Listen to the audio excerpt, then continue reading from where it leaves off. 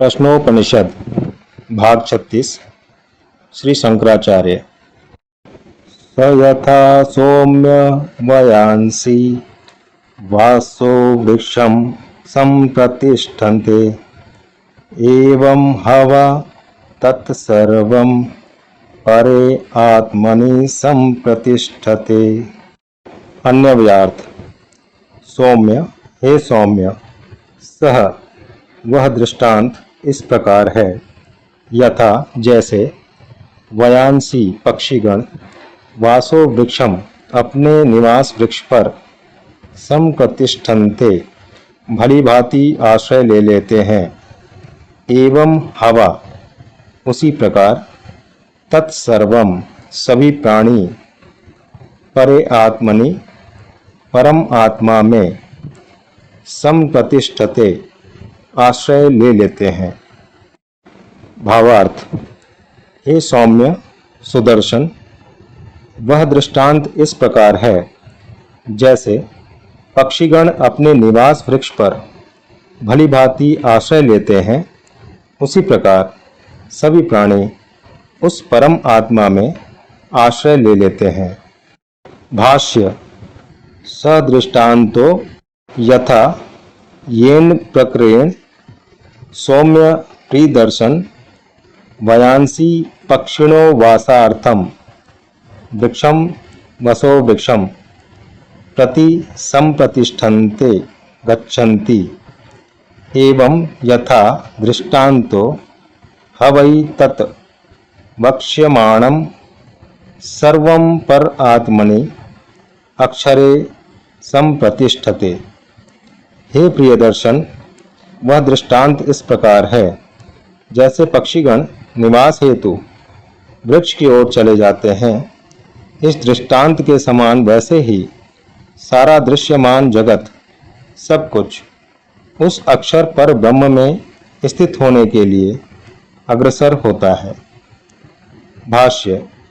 किम तत् सर्वम, वह सब कुछ क्या है? पृथ्वी च पृथ्वी मात्रा च आपः च आपोमात्रा च तेजः च तेजो मात्रा च वायु च वायुमात्रा च आकाश च आकाशमात्रा च चक्षु च दृष्टव्यं च श्रोतं च श्रोतव्यं च घ्राणं च घ्राणतव्यं च रसः च रसयितव्यं च त्वक् च स्पर्शितव्यं च वाक् च वक्तव्यं च हस्तौ च आदतव्यं च उपस्थत च आनन्दितव्यं च पायु च विसर्जयितव्यं च पादौ च गन्तव्यं च मनः च मनतव्यं च बुद्धि च बोद्धव्यं च अहंकारः च अहंकर्तव्यं च चित्तं च चेतयितव्यं च तेजः च विदोतयितव्यं च प्राणः च विधारयितव्यं च। अन्वयार्थ। पृथ्वी च पृथ्वी मात्रा च पृथ्वी और उसकी गंध तन्मात्रा, आपः च आपो मात्रा च जल और उसकी रस तन्मात्रा, तेजः च तेजो मात्रा च तेज और उसकी रूप तन्मात्रा, वायु च वायु मात्रा च वायु और उसकी स्पर्श तन्मात्रा, आकाशः च आकाश मात्रा च आकाश और उसकी शब्द तन्मात्रा, चक्षु च द्रष्टव्यं च नेत्र और उसका विषय रूप, श्रोतं च श्रोतव्यं च श्रोत और उसका विषय शब्द, घ्राणम च घ्रातव्यम च, नासिका और उसका विषय गंध। रसः च रसयितव्यम च, जिह्वा और उसका विषय रस। त्वक् च स्पर्शितव्यम च, त्वचा और उसका विषय स्पर्श। वाक् च वक्तव्यम च, वाणी और उसका विषय वक्तव्य। हस्तौ च आदतव्यम च, दोनों हाथ और उनके द्वारा ग्रहणीय वस्तु। उपस्थत च आनंदतव्यम च, जननेन्द्रिय और उसका विषय भोग। पायु च विसर्जयितव्यम च, गूदा और उसके द्वारा विसर्जनीय मलमूत्र। पादौ च गंतव्यम च, दोनों पांव और उनके गंतव्य स्थान। मनः च मनतव्यम च, मन और मननीय विषय। बुद्धि च बोधव्यम च, बुद्धि और ज्ञातव्य विषय। अहंकार च अहंकर्तव्यम च, अहंकार और उसका विषय। चित्तम च चेतयितव्यम च, चित्त या स्मृति और स्मरणीय विषय। तेजः च विद्योतयितव्यम च, तेज या ज्ञान और उसके द्वारा प्रकाश्य विषय। प्राणः च विधारयितव्यम च, प्राण और उसके धारण योग्य विषय।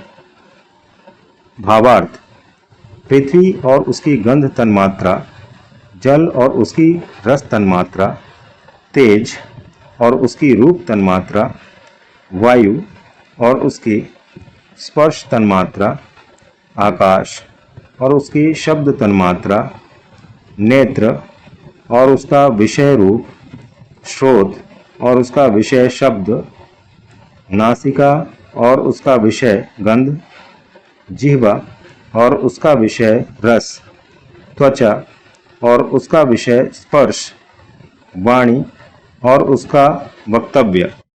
दोनों हाथ और उनके द्वारा किसी रस्सी से आवेष्टित नहीं होगी, तो मथानी एक ओर झुक जाएगी और नीचे आधार नहीं होगा, तो मथानी डूब जाएगी, नीचे चली जाएगी।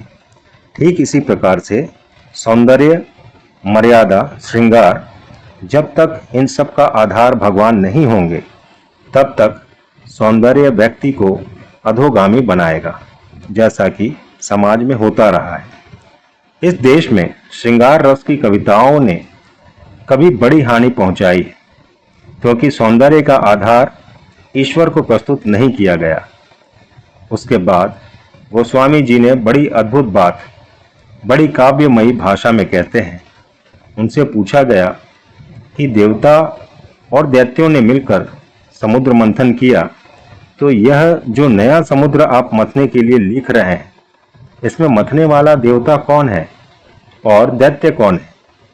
गोस्वामी जी ने कहा कि इस समुद्र का मंथन देवता और दैत्यों ने मिलकर नहीं किया है, अपितु इस समुद्र का मंथन स्वयं अकेले कामदेव करते हैं। मथई पानी पंकज निज मारू, बड़ी अद्भुत कल्पना है, श्रृंगार है, शोभा है, छवि है। उसके आधार के रूप में भगवान है, पर मंथन करने वाला कामदेव है। इसका अभिप्राय क्या है? सौंदर्य के साथ सबसे बड़ी कठिनाई यह है कि उसको देखकर वासना की सृष्टि होती है। लेकिन इस सौंदर्य की सृष्टि करने के लिए कामदेव को ही पिता बना दिया गया, वही मंथन करके प्रकट करेगा। तो काम अन्यों के प्रति भले ही वासना की सृष्टि करे, पर अपनी कन्या के लिए पिता के मन में वासना की सृष्टि नहीं आती। इसलिए यदि काम को ही मंथन करता बना दिया जाए, तो काम इस सौंदर्य के प्रति वासना को उदित नहीं होने देगा। यही दिव्य सौंदर्य है। इस प्रकार से जो यह दिव्य सर्वोत्कृष्ट सौंदर्य है, यही लक्ष्मी है। सौंदर्य के समस्त जो दोष हैं, उसका इसमें सर्वथा अभाव है। ऐसी सौंदर्य लक्ष्मी जब समाज में जन्म लेती है, तब उनकी पूजा होती है, वह लक्ष्मी नहीं जो विष बारोनी बंधु प्रिय जेहि। इसका अभिप्राय है कि लक्ष्मी की आवश्यकता पग पग पर है, पर लक्ष्मी के साथ दो समस्याएं जुड़ी हुई हैं। समुद्र मंथन जब हुआ तो समुद्र से लक्ष्मी जी उत्पन्न हुई, पर लक्ष्मी जी के साथ विष भी उत्पन्न हुआ और वारुणी भी उत्पन्न हुई। अगर काव्य की भाषा में कहें तो जैसे कन्या को अपने भाई बहन से बड़ा प्रेम होता है, वैसे ही समुद्र मंथन में जो लक्ष्मी निकली उनको भी दो वस्तुएं बड़ी प्रिय हैं, विष और वारुणी। उसका अभिप्राय है कि जहाँ लक्ष्मी की प्राप्ति हुई तो व्यक्ति वारुणी की ओर आकृष्ट होता है। धन की वारुणी, पद की वारुणी, सत्ता की वारुणी पीकर व्यक्ति मतवाला हुए बिना नहीं रहता। इसका अभिप्राय है कि जब वह मतवाला व्यक्ति चलेगा तो मृत्यु की दिशा में ही चलेगा, विनाश की ओर ही बढ़ेगा। इसलिए ऐसी सौंदर्य लक्ष्मी की उपादेयता समाज के लिए कल्याणकारी नहीं है, जो व्यक्ति को उन्मादी बनावे और मृत्यु की दिशा में ढकेल दे। लक्ष्मी की आवश्यकता तो है, तो उपाय क्या है? श्री सीता जी को लक्ष्मी बनाया गया, श्री राम से उनका परिणय हुआ। इसका सांकेतिक अर्थ यह है कि जब तक कन्या का विवाह नहीं होता तब तक उसका भाई बहन से प्रेम होता है, किंतु जब विवाह हो जाता है तो अपने पति से प्रेम होता है। इसी तरह से लक्ष्मी जी जब तक अविवाहित रहेंगी तब तक विष और वारुणी से प्रेम करेंगी, और जब नारायण से जुड़ जाएंगी तो फिर विष और वारुणी से उनका नाता टूट जाएगा। ऐसी सौंदर्य लक्ष्मी अगर प्राप्त हो जाए तो समाज में धन्यता, पवित्रता का उदय होगा, समाज में अमृतत्व का उदय होगा। इस प्रकार से गोस्वामी जी ने समुद्र मंथन का एक रूपक बालकांड में सौंदर्य के संदर्भ में प्रस्तुत किया है। जय श्री राम कृष्ण।